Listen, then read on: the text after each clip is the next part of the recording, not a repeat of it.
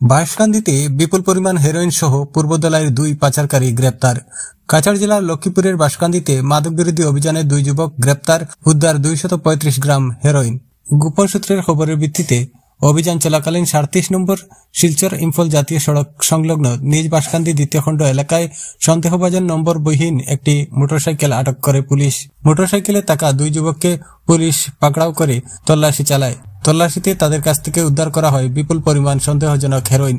স্বতন্ত্র সাক্ষীদের উপস্থিতিতে 235 গ্রাম সন্দেহভাজন হেরোইন, টিভিএস রাইডার মোটরসাইকেল, 2টি মোবাইল ফোন বাজেয়াপ্ত করা হয়। বাজেয়াপ্ত করা মাদক দ্রব্যগুলি পুলিশ কর্তৃক ব্যবহৃত ড্রাগ ডিটেকশন কিটে পরীক্ষা করে দেখা হয় এবং এতে হেরোইনের পজিটিভ রিপোর্ট পাওয়া যায়।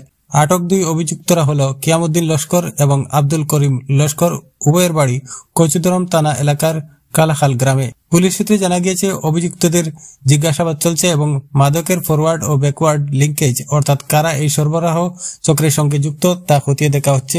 উদ্ধার করা হেরোইনের বাজার মূল্য প্রায় 1.2 কোটি টাকা।